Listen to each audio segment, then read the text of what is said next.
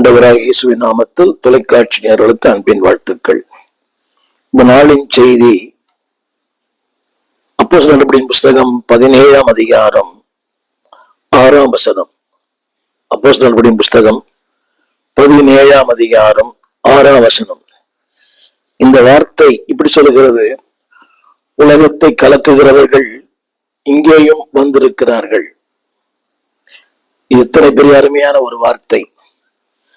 இது சொல்லப்பட்ட நேரம் உபத்திரவத்தின் நேரம், கலக்கத்தின் நேரம், கலகத்தின் நேரம், வாழ்க்கையின் பாடுகளை சந்தித்த நேரம். இந்த வார்த்தை இப்படி சொல்லுகிறது 5ஆம் வசனத்திலே.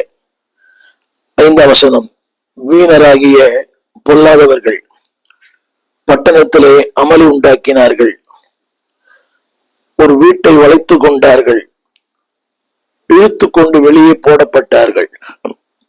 இப்படிப்பட்ட நிலையிலே உலகம் சொல்லுகிற ஒரு வார்த்தை,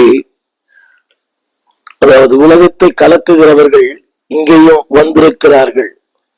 என்னை கேட்டுக்கொண்டிருக்கிற அன்பு தேவ பிள்ளைகளே, அந்த வார்த்தை இப்படி சொல்லப்பட்டிருக்கிறது. ஒரு பக்கம் எதிர்ப்பு, ஒரு பக்கம் ஏளனங்கள், ஒரு பக்கம் பரியாசங்கள். இத்தனைக்கு மத்தியிலே இந்த வார்த்தை ஆங்கிலத்துல they have turned the world upside down. இந்த நாளில் இத்தனை பெரிய அருமையான வார்த்தை. இந்த காலகட்டத்தில் ஆண்டவர் உங்களை என்னையும் பார்த்து இப்படிப்பட்ட வாழ்க்கை வாழ விரும்புகிறார். உலகத்தை கலக்குகிறவர்கள் இங்கே வந்திருக்கிறார்கள். நம்முடைய பரந்த பாரத தேசத்துல 2000 ஆண்டுகளுக்கு மேலாக கர்த்தருடைய வார்த்தை போதிக்கப்படுகிறது, சுவிசேஷம் அறிவிக்கப்படுகிறது. ஆனால் இந்த வார்த்தை உங்களை பற்றி என்னை பற்றியும் உலகம் சொல்லுமா? பரலோக தேவன் சொல்லுவாரா? உலகத்தை கலக்குகிறவர்கள் இங்கேயும் வந்திருக்கிறார்கள். இன்றைக்கு நான் அந்த அந்த நிலைக்கு நான் வர வேண்டுமானால் நம்மிடத்தில் தேவன் எதிர்பார்க்கிற சில சம்பவங்கள். இங்க 2 பேரை குறித்து சொல்லப்பட்டிருக்கிறது. ஒருவர் பவுல், இன்னொருவர் பர்னபா. இந்த வார்த்தை உங்கள் வாழ்க்கையில் என் வாழ்க்கையிலும் அன்பானவர்களே நடைபெற வேண்டும். அதற்கு நம்மை தகுதிப்படுத்திக் கொள்ள வேண்டும். நீண்டகால அனுபவங்கள், நீண்டகால ஊழியங்கள், அதிக வேத அறிவு எல்லாம் இருக்கிறது. ஆனால் இப்படி இந்த உலகம் சொல்லுகிற ஒரு வார்த்தை, உலகத்தை கலக்குகிறவர்கள் இங்கேயும் வந்திருக்கிறார்கள். என் அன்பு தேவ பிள்ளையே, இதுதான் தேவன் எதிர்பார்க்கிற ஒரு வாழ்க்கை. தேவனுடைய எதிர்பார்ப்பு இதுதான்.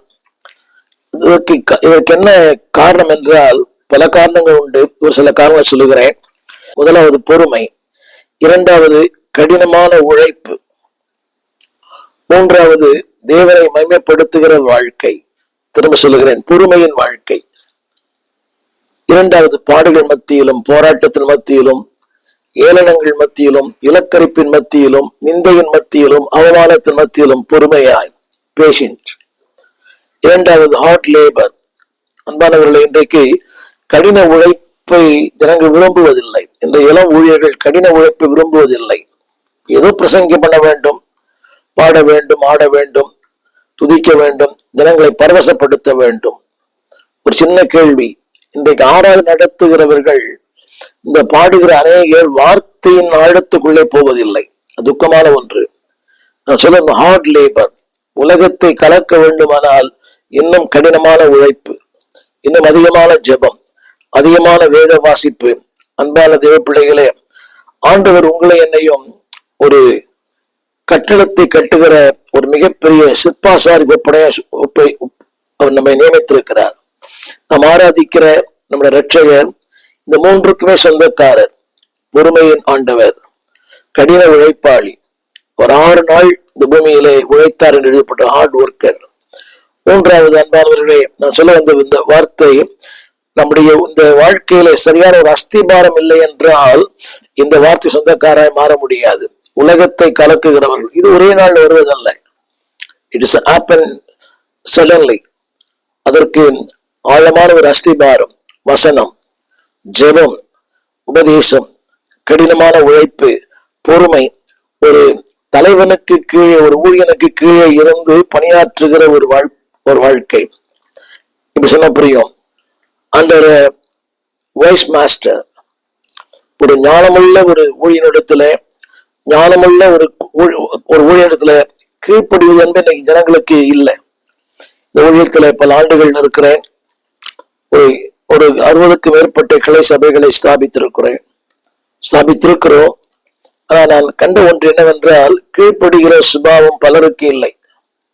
அன்றைக்கு அந்த அமைதி இருந்தது, கீழ்ப்படிதல் இருந்தது, கொஞ்சம் வசதி, கொஞ்சம் பணம், கொஞ்சம் ஆத்துமாக்கள். They don't obey. திரும்ப சொல்லுகிறேன், அன்பான தேவ பிள்ளைகளே, அந்த புத்தி உள்ள எஜமானுக்கு, அந்த புத்தி உள்ள அந்த சிற்பாசாரிக்கு, இஸ் த பில்டர், அவர்தான் கட்டுகிறவர். அந்த கட்டுகிறோடு சேர்ந்து நாம் நம்முடைய பணியை செய்யாவிட்டால் ஒரு நாளும் நம்முடைய வாழ்க்கையில இந்த நிலைக்கு வர முடியாது. உலகத்தை கலக்குகிறவர்கள். முதலாவது நான் சொல்ல விரும்புகிறது, ஒரு ஸ்ட்ராங் ஃபவுண்டேஷன். இதுல அஸ்திபாரம் என்றால் வார்த்தையில. அந்த வார்த்தையை நான் படிக்கிறேன் கேளுங்கள். 2:3 அப்போஸ்தலர்களுடைய புஸ்தகம் 17ஆம் அதிகாரம் 2:3. பவுல் தன் வழக்கத்தின்படியே ஓய்வு நாட்களில் வேத வாக்கியங்களின் நியாயங்களை எடுத்து அவர்களோடு சம்பாஷித்தார்.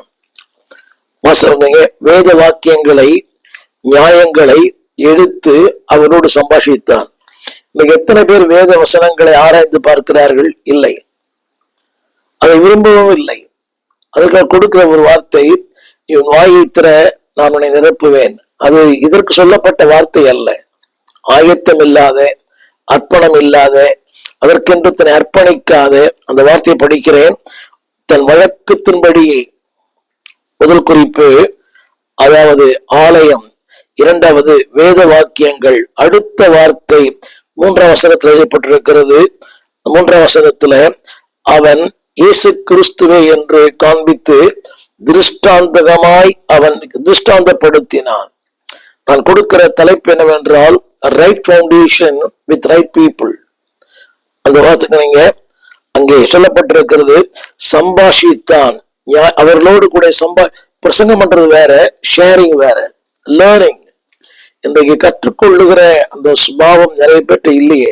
2 வார்த்தை எழுதப்பட்டிருக்கிறது, சம்பாஷித்தான். அதுக்கு நீங்க எப்படி வேணா எடுத்துக்கலாம், preaching by sharing.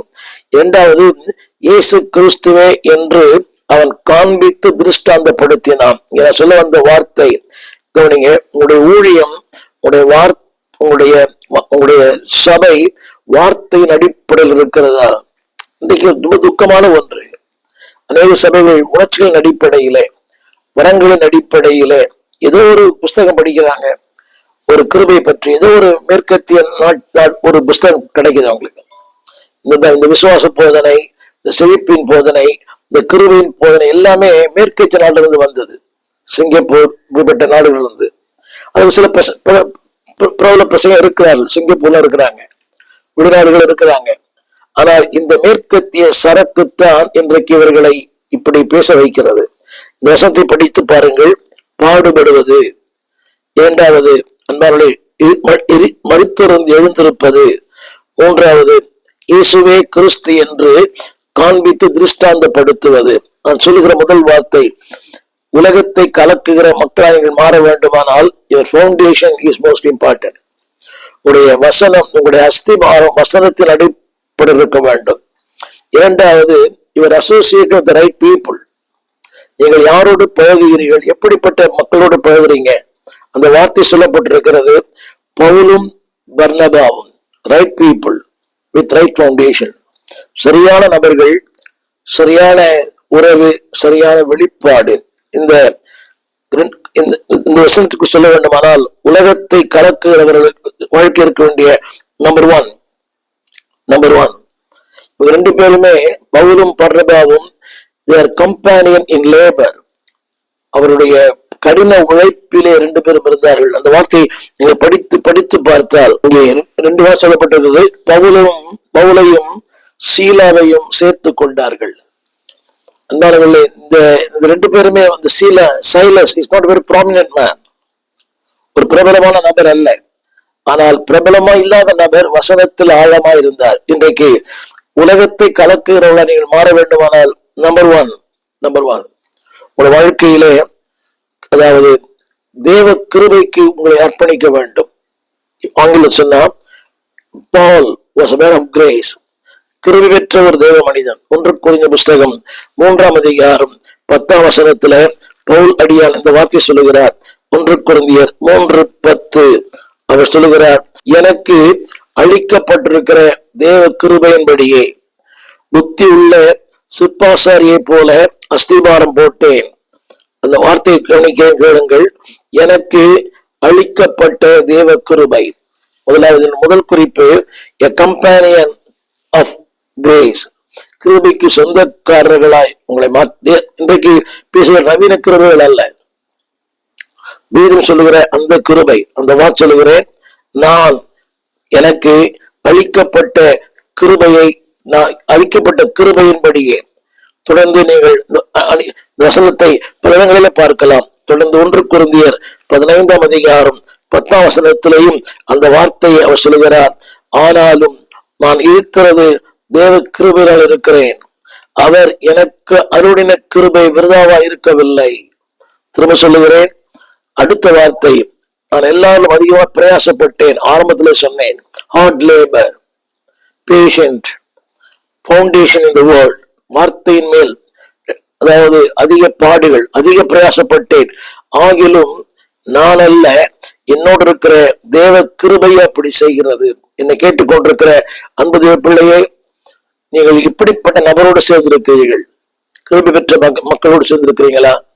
இல்ல இந்த ஊர் சுத்துற, அலப்புகிற, மேற்போக்காய் வாழ்கிற அந்த மக்களோடு சேர்ந்திருக்கிறீங்களா? நீங்கள் த கம்பேனியன் ஆஃப் கிரேஸ், கிருபை பெற்றவர்களோடு கூட இருங்கள். வார்த்தை பேசுகிற மக்களோடு இருங்கள். வார்த்தையின் வாழத்துல கொண்டு போகிற மக்களோடு ஐக்கியப்படுத்திக் கொள்ளுங்கள். உலகத்தை கலக்கிற மக்களாய் மாற வேண்டும். நம்பர் 1 ஆழ்ந்து சொன்னேன், வார்த்தையின் மேல் அஸ்திபாரம். நம்பர் 2 பொறுமை. நம்பர் 3 சகிப்புத்தன்மை. எல்லாவற்றுக்கும் மேலாக அந்த எஜமானுக்கு கீழ்ப்படிதல். தொடர்ந்து நான் சொல்ல விரும்புகிறேன், அன்பானவர்களே, ஒரு கிருபை என்ன செய்யும் என்று சொன்னால் கவனியுங்கள். இந்த கிருபை என்ன செய்யும் என்றால், நிறைய பேர் சொல்றாங்க கிருபை வீடு தரும், காரு தரும், பங்களா தரும். உங்களை சுத்திகரிக்கும், உங்கள் வாழ்க்கையை சுத்திகரிக்கும். உங்கள் வாழ்க்கையில் எதெல்லாம் தேவையில்லையோ அதை எல்லாவற்றையும் சுட்டெரித்து போடும். அதான் தேவ கிருபை. கிருபை தாழ்மை தரும், பெருமை தராது. இந்த வார்த்தையை நான் படித்தது கேளுங்கள். அந்த வார்த்தையிலும் நான் இருக்கிறது தேவ கிருபையினால் இருக்கிறேன். அவர் எனக்கு அருளின கிருபை விருதாவா இருக்கவில்லை. அவர் எல்லாரிலும் நான் அதிகமாக பிரயாசப்பட்டேன். ஆகிலும் நான் அல்ல, என்னோடு இருக்கிற தேவ கிருபை அப்படி செய்தது. அப்படியா? தேவ கிருபை என்னைக்குமே தாழ்மையை தரும். உங்கள் வாழ்க்கையிலே தேவையில்லாத எல்லாவற்றையும் சுட்டெரிக்கும். 2வது, கிருபை உங்களை உடுத்துவிக்கும். கவனிங்கள், நம்ம எல்லாருமே பலவீனமான பாத்திரங்கள் தான். There are so many defects in our life. Deformation. இந்த கிருபை என்ன செய்து சென்றால் நம்முடைய குறைகளை மாற்றுகிறது, நம்முடைய குறைகளை சுட்டி காட்டுகிறது, நம்முடைய இயலாமைகளையும் சுட்டி காட்டுகிறது. அதான் கிருபை செய்கிற காரியம். திரும்ப சொல்லுகிறேன், நிறைய செய்தி கேட்டுக்கலாம் கிருபை பற்றி. கிருபை என்னவெல்லாம் செய்யும்? It gives a beautiful garment. உங்களுக்கு கிருபை உங்களை அழகுபடுத்துகிறது. அன்பு தேவ பிள்ளையே, இன்றைக்கு அதாவது நீங்கள் தேவனால் பயன்படுத்தப்பட வேண்டுமானால், உலகத்தை கலக்க இங்கேயும் வந்திருக்கிறார்கள். அப்படியானால் அந்த உலகத்தை கலக்க வேண்டுமானால், it's not man power, it's not money power, it's not muscle power. தேவ கிருபை. அடிக்கிறது வார்த்தை போல் சொல்லுகிறார், நான் இருக்கிறது தேவ கிருபை இருக்கு. நீ சொல்லலாம், ஆனா அதை குறித்து சரியான ஒரு சிந்தை, அதை குறித்து சரியான ஒரு தெளிவு, அதை குறித்து சரியான ஒரு வெளிச்சம், நான் இருக்கிற தேவ கிருபையினால் எத்தனை பேர் சொல்ல முடியும்? 3 சில கிருபை என்ன செய்யும்? கிருபை அழகுபடுத்தும். சொன்னேன், கிருபை உன்னை வாழ்க்கையில தேவையற்ற காரியங்கள் சுத்தி ரெஃப்ரெஷ். 2வது, உன்னை அழகுபடுத்தும். 3வது, அன்பானுள்ளே, கிருபை ஒவ்வொரு நாளும் வாழ்க்கையின் போராட்டங்களை, வாழ்க்கையின் பாடுகளை, வாழ்க்கையின் சவால்களை சந்திக்க உங்களை பலப்படுத்துகிறது. புரியும்? கிருபை பாடுகளை சந்திக்க பலன், கிருபை ஊழியம் செய்ய பலன், கிருபை அன்பானுள்ளே ஆத்துமாக்கள் மேல் பாரப்படுகிற ஒரு பலன். ஆங்கிலத்தில் திரையில் பாருங்கள், டு சஃபர் ஃபார் கிரைஸ்ட். அவருக்காய் பாடுபட, அவரோடு கூட பாடுபட. 2வது, டு சர்வ் ஃபார் கிரைஸ்ட், அவருக்கு ஊழியம் செய்ய. 3வது, சிம்பத்தைஸ், ஜனங்கள் மேல் அந்த பாரம். எனவேதான் பவுல் சொல்லுகிறார், நான் இருக்கிறது தேவ கிருபையினால் இருக்கிறேன். அல்ல அடிக்கடியா சொல்லுகிறார், நான் அல்ல அவரே, நான் நட்டேன், அப்பொழுது நீர் பாய்ச்சினான், தேவனை விளை செய்கிறவர். இன்றைக்கு எல்லாருமே நான் நான் நான். அநேக திருச்சபைகளை பார்க்கிறேன், அவரே முதல் ஜெபம், அவரே நடு ஜெபம், அவரே கடைசி ஜெபம், அவரே காணிக்கை ஜெபம், அவரே ஆசீர்வாதம், எல்லாம் அவரே ஆளினால். அன்பு தேவ பிள்ளைகளே, கிருபை பெற்ற ஒருவர்கள் அடுத்தவர்களை உயர்த்தி அழகு பார்ப்பார்கள். நீங்கள் நல்லா கவனிச்சு பாருங்க, கிருபை பெற்றவர்கள் அடுத்தவர்களை உயர்த்தி அழகு பார்ப்பார்கள். அடுத்தவங்க பொறாமப்பட மாட்டாங்க, ஒரு பயம் இருக்காது, காம்படேட்டிவ். ஜனங்களுக்கு அநேகருக்குள்ள பயம், அவர் எனக்கு போட்டியா வருவாரோ, இவர் போட்டியா வருவாரோ, இவர் வந்து விடுவாரோ. எங்கள் ஆராதனை நீங்கள் நிலையிலே பார்க்கலாம். ஆரம்பத்தில் ஜெபிப்பார், அடுத்து ஒரு இன்னொரு ஆளா நடத்துவார், இன்னொரு அறிவிப்பு தருவார், இன்னொரு காணிக்கை ஜோம் பண்ணுவார், நான் செய்தி தருவேன். கிருபை என்னைக்குமே பயப்படாது, அடுத்துள்ள உயர்த்தும். suffer for Christ, serve Christ, sympathize the people. மூன்றாவது, உலகத்தை கலக்குகிற மக்களா இருக்க வேண்டும். நம்ம சொன்ன கிரேஸ் சொன்னேன். அடுத்து காட்லினஸ். ஒரு தேவபக்தி உள்ள ஒரு வாழ்க்கை இல்லை என்றால் உலகத்தை கலக்க முடியாது. இந்த வார்த்தையை நான் படிக்கிறேன், கேளுங்கள் அன்பானவர்களே. அந்த தேவபக்தி உள்ள வாழ்க்கை தான் உங்களுடைய வாழ்க்கையில பயனுள்ள வாழ்க்கையை உங்களை மாற்றுகிறது.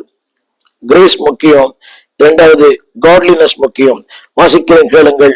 சங்கீதம் 46:1. சங்கீதம் 46:1 இந்த வார்த்தை சொல்லுகிறது, தேவன் நமது அடைக்கலமும் பலனும் ஆபத்து காலத்தில் அனுகூலமான துணையமானவர். என சொல்ல வந்த இந்த கருத்து என்னவென்றால், தேவன் துணையா இருக்கிறார், நீங்களும் அநேகருக்கு துணையா இருங்கள். பவுலும் சில்வானஸும் துணையா இருந்தார்கள். அவ்வளவு பெரிய கலக்கம், பயங்கர போராட்டம், அங்கே இழுத்து கொண்டது வெளியே போட்டார்கள். ஆனாலும் அந்த தேவனோடு இணைத்த அந்த இணைப்பு பவுலும் சில்வானஸும், சிறைச்சாலைகள் பவுலும் சீலாவும். கவனிகள், பாடுகள் மத்தியிலும் சேர்ந்திருந்தார்கள், இந்த உலகம் போற்றும்படியும் சேர்ந்திருந்தால். பவுலும் சீலாவும் சிறைச்சாலையிலே, அதே பவுலும் சீலாவை பார்த்து உலகம் சொல்லிற்று, இவர்கள் உலகத்தை கலக்குகிறவர்கள். என் அன்பு தேவ பிள்ளைகளே, பாடுகள் மத்தியிலும் சீலா பவுல் விட்டு பிரிந்து போகவில்லை, போராட்டத்தின் மத்தியிலும் பிரிந்து செல்லவில்லை. அதற்கு மத்தியிலும் கூட அந்த வார்த்தை சொல்லுகிறது, அதாவது பவுலும் சீலாவும் தொடர்ந்து ஆண்டவர் ஊழியம் செய்தார்கள். அப்போஸ்தலர்களுடைய புஸ்தகம் 15ஆம் அதிகாரம் 32ஆம் வசனம் அந்த வார்த்தை இப்படி சொல்லுகிறது. 32, யூதா சீலா என்பவர்களும் தீர்க்கதரிசி இருந்தபடியினாலே அநேக வார்த்தைகளினாலே சகோதரருக்கு புத்தி சொல்லி அவர்களை திடப்படுத்தினார்கள். அடுத்த வார்த்தை, சில காலம் அங்கிருந்து பின்பு சகோதரரால் சமாதானத்தோடு அப்போஸ்தலர்களுக்கு அனுப்பிவிடப்பட்டார்கள். சொல்ல வந்த வார்த்தை காட்லினஸ், கிரேஸ் இருக்கணும், இரண்டாவது காட்லினஸ் இருக்கணும், மூன்றாவது அன்பானவர்களே, எல்லா நேரங்களிலும் அதாவது be a helper, உதவி செய்கிற ஒரு பக்குவம். பாடுகள் மத்தியிலும் போராட்டங்கள் மத்தியிலும் பிரச்சனை மத்தியிலும். அப்போ 16ஆம் அதிகாரம் முழுக்க அன்பான 2 பேருமே பவுலும் சீலாவும் சேர்ந்தே இருந்தார்கள் பாடுகள் மத்திய உபத்திரவத்தின் மத்தியில. அதே போல இன்னொரு கதாபாத்திரம் சொல்லலாம், இன்னொரு உலகத்தை கலக்கின இன்னொரு கதாபாத்திரம் அன்பானவர்களே, தீமோத்தேயு. 2 கொரிந்தியர் புஸ்தகம் 1ஆம் அதிகாரம் 19ஆம் வசனம், என்னாலும் சீவாவினாலும் தீமோத்தேயுவினாலும் உங்களுக்குள்ளே பிரசங்கிக்கப்பட்ட தேவகுமாரனாகிய இயேசு கிறிஸ்துவும் ஆம் என்றும் அல்ல என்றும் இராமல் ஆம் என்றே இருக்கிறார். அந்த வார்த்தை கவனியுங்கள். என்னாலும் பவுலால், இரண்டாவது சில்வானஸ் பவுலும் சீலாவும், அடுத்து தீமோத்தேயு, அடுத்து உங்களுக்குள்ளே பிரசங்கிக்கப்பட்ட தேவகுமாரனாகிய இயேசு கிறிஸ்து. நான் சொல்லப்பட்ட இந்த வார்த்தை என்னவென்றால், ஆரம்பத்தில் சொன்னேன், வார்த்தையின் மேல் ஒரு அஸ்திபாரம். இரண்டாவது, தேவனுடைய ஊழியத்துல அன்பானுடைய அந்த இணைந்து ஊழியம் செய்கிற வாழ்க்கை. faithful in the word, இரண்டாவது faithful in the work. ரோமருக்கு நிருபம் 16ஆம் அதிகாரம் 21ஆம் வசனத்துல, not only faithful in the word of God, faithful in the work of God. ரோமர் 16:21 என் உடன்வேலையாகிய தீமோத்தேயுவையும் நான் சொல்ல வந்த குறிப்பு என்னவென்றால், அன்பான தேவ பிள்ளையே, be faithful in the word of God, be faithful in the work of God. இங்கே நல்லா கவனிக்கணும். என் உடன் வேலையாகி தீமைத்து. இன்னைக்கு யாருமே தன்னை உடன் வேலையாளன்னு சொல்லிக்கொள்ள விரும்புவதில்லை. நான் தான் தலைவர், நான் தான் பிஷப், நான் தான் மாடரேட்டர், எல்லாமே நான் தான். நான் சொல்ல வந்த குறிப்பு என்னவென்றால், அன்பானவர்களே, உலகத்தை கலக்க வேண்டும். Number 1, man of grace. Number 2, man of godliness. Number 3, man of word. Number 4, man of work. இந்த நாளும் இருக்கும் போது அன்பு பிள்ளைகளே, வேதம் சொல்லுகிறது, உங்களை இந்த உலகம் வாழ்த்தும். இந்த வேதத்தில் சொல்லப்பட்ட வார்த்தை, உலகத்தை கலக்குகிறவர்கள் இங்கே வந்திருக்கிறார்கள். சும்மா கலக்குது என்பது, அதாவது அடுத்து நிறைய பேரை கலக்கிறாங்க, தேவையில்லாத அர்த்தமற்ற, அடுத்தவர்களை பழி வாங்குகிற, அடுத்த தூஷிக்கிற, இல்லாத அந்த கலக்குறது அல்ல, ஆண்டவருக்கென்று கலக்குகிற ஒரு ஊழியர்களாய் கர்த்தர் மாற்றுவாராக. முடிவாசல் நம்புகிறேன். கவனிங்க, கீழ்ப்படியுங்கள், ஆவியால் நடத்தப்படுங்கள், தேவனுடைய ஊழியத்திலே ஒருவருக்கு தோள் கொடுங்கள். அந்த வசனம் சொல்லுகிறது, பாடுகள் மத்தியிலும், போராட்டங்கள் மத்தியிலும், வெறுமையின் மத்தியிலும், எல்லாவற்றின் மத்தியிலும், அன்பார்களே, labour with Christ, labour for Christ. உலகத்தை கலக்குகிற மக்களாய் வாழ வேண்டுமானால், word of God, work of God, faith of God, faithfulness to God. தேவனுக்கு உண்மையா இருங்கள், உத்தமமாயிருங்கள். அன்பு தேவ பிள்ளைகளே, உடைய விசுவாசம் அவர் மேல் இருக்கட்டும். பாடுகள் வரலாம், போராட்டம் வரலாம். உங்களை குறித்து என்னைக்கு சொல்ல வேண்டும். நான் வாழ்கிற சமுதாயத்தில உலகத்தை கலக்கினவர், இந்த கிராமத்தை கலக்கினவர், இந்த பட்டணத்தை கலக்கினவர், இன்றைக்கு ஆப்பிரிக்காவை கலக்கின ஒரு ரெய்னார்ட் போங்கே, எத்தனையோ பேர் ஊழியர்களை சொல்லலாம். இந்தியாவுக்கு சூழ்ச்சி கொண்டு வந்த வில்லியம் கேரி, அன்பானவர்களே, சீனாவுக்கு போன ஹட்சன் டெய்லர், சொல்லிக்கொண்டு டேவிட் லிவிங்ஸ்டன், இவங்கெல்லாம் இந்த தேசத்தையே கலக்கினார்கள். நீங்கள் நான் வாழும் காலம் கொஞ்சமா இருந்தாலும் நம்முடைய தேசத்தை கலக்கிற, இன்றைக்கு நம்ம தேசத்துல எழுப்பியிருக்கிற தேவ மனிதர்களுக்காக நன்றி. மிகப்பெரிய மனிதர்களை கற்று எழுப்பியிருக்கிறார். திரளா ஜனங்கள் போகிறார்கள். நன்றி. பாடல் மூலமாய், வார்த்தையின் மூலமாய் இன்னும் அநேகர் அலையலையாய் எழும்ப ஜெபிப்போம். உலகத்தை கலக்குகிறவர்கள் இந்தியாவில் இருக்கிறார்கள், உலகத்தை கலக்குகிறவர்கள் இந்த கிராமத்தில் இருக்கிறார்கள், உலகத்தை கலக்குகிறவர்கள் இந்த பட்டணத்தில் இருக்கிறார்கள் என்று சரித்திரம் சொல்லட்டும். வாழ்க்கை வாழ அர்ப்பணிப்போம். Love the Lord, labour the Lord, loyal to the Lord. ஆண்டவரை அன்பு கூறுவோம், ஆண்டவருக்காக உழைப்போம், ஆண்டவரை அதிகமாக நேசிப்போம். லவ், லாயல், லேபர், இயேசுவுக்கு சொந்தமாக்குவோம். ஜெபிப்போம்.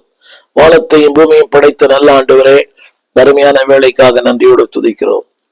உலகத்தை கலக்க இங்கே இருக்கிறார் என்று சொன்ன அந்த சாட்சியை போல எங்களுடைய வாழ்க்கை மாறட்டும். உலகத்தை அல்ல, நாங்கள் இருக்கிற பட்டணத்தை, எங்கள் கிராமங்களை, நாங்கள் இருக்கிற பகுதிகளை ஆண்டவரை சொந்தமாக்க இரக்கம் செய்யும். தகப்பனே, சிலுவை சுமந்தோராய் சீஷராகுவோம். இந்த உலகத்தை கலக்குகிற மக்களாய் எங்களை மாற்றும். வார்த்தையினால், செய்கையினால், ஆண்டவரை கீழ்ப்படினாலே, இந்த கடினமான உழைப்பினாலே, வசனத்தினாலே இந்த உலகத்தை ஆண்டவருக்கென்று சொந்தமாக்க இரக்கம் செய்யும். தாசரே, இத்தரணை அன்பாய் இயேசுவுக்கே சொந்தமாக்குவோம். இயேசுவுக்கு சொந்தமாக்க அர்ப்பணிக்கிறோம். வேர்ட், ஒர்க், ஆண்டவரை வார்த்தையினாலும் கிரியையினாலும் தேசத்தை சொந்தமாக்க இரக்கம் செய்யும். நாங்கள் இன்னும் அதிக வசனத்தை நேசிக்க, வசனத்தை ஆழமாய் தியானிக்க, வசனத்தில் ஆழங்களிலே செல்ல எங்களுக்கு கிருபையும் தயவும் பாராட்டும். ஆண்டவர் இயேசுவின் நாமத்தில் வேண்டிக் கொள்கிறோம் எங்கள் நல்ல பிதாவே, ஆமென். நீங்க மட்டும் இல்லனா எங்கோ நான் போயிருப்பேன், எப்படியோ வந்திருப்பேன், மண்ணுக்குள்ள போயிருப்பேன், மறந்தும் போயிருப்பா. நீங்க மட்டும் இல்லனா நான் பிறந்த நாள் முதல் ஆதரித்து வந்தீரே, நான் பிறந்த நாள் முதல் இந்த நாள் வரையிலோ ஆதரித்து வந்தீரே.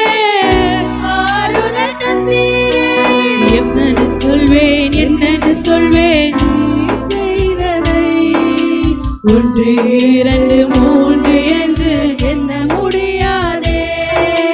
எப்படி சொல்வேன், என்னன்னு சொல்வேன் நீ செய்ததை. 1 2 3 என்று எண்ண முடியாதே.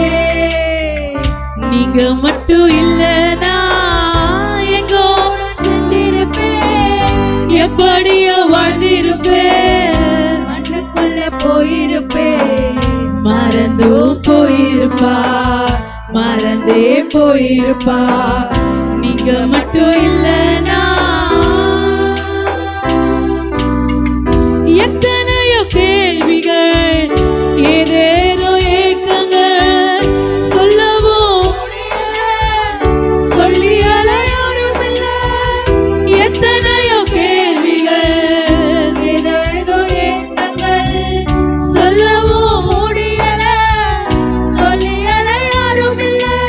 எப்படி சொல்வேன், எல்லாவற்றையும் நீர் மாற்றி நீர் நிம்மதி தருவேன், நடத்தி வாழ வைக்கிறீர்.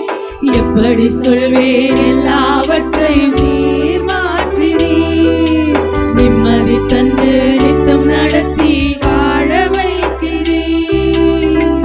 நீங்க மட்டும் இல்லனா நான் சென்றிருப்பேன், எப்படியோ வாழ்ந்திருப்பேன், மண்ணுக்குள்ள போயிருப்பேன்.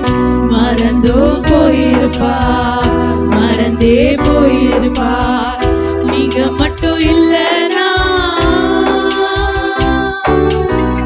சொந்தம் என்று சொல்லிக்கொள்ள யார் யாரோ இங்கு உண்டு. ஏனென்று கேட்டிட யாரும் இங்கு வரவில்லை. சொந்தம் என்று சொல்லிக்கொள்ள யார் யாரோ இங்கு உண்டு. ஏனென்று கேட்டிட யாரும் இங்கு வரவில்லை. எப்படி சொல்வேன், என்னையும் தேடி நீர் வந்ததை, தோளின் மீது சுமந்து கொண்டு நடத்தி வருவதை. எப்படி சொல்வேன், என்னையும் தேடி நீர் வந்ததை, தோளின் மீது சுமந்து கொண்டு நடத்தி வருவதை. நீங்க மட்டும் இல்லனா எங்கோ நான் சென்றிருப்பேன், எப்படியோ வாழ்ந்திருப்பேன், மண்ணுக்குள்ள போயிருப்பேன். மறந்து போயிருப்பா, மறந்தே போயிருப்பா. நீங்க மட்டும் இல்லனா. எங்கள் ஆராதனைகள் இந்த கீழ்கண்ட விலாசத்திலே நடக்கிறது. திறந்த வாசல் சபை, 65 பரமானந்த முதலை தெரு, 7 கிணறு, ஸ்டான்லி ஆஸ்பத்திரி சமீபம். பாரதியார் மகளிர் கலைக்கல்லூரிக்கு பக்கத்தில் ஸ்டான்லி ஹாஸ்பிட்டல் பக்கத்தில் திறந்த வாசல் சபை. ஒவ்வொரு ஞாயிற்றுக்கிழமை காலை 8 மணி முதல் 10 வரை, மாலை 6 மணிலிருந்து 8 வரை வினார நடக்கிறது. பங்கு பெறுங்கள்.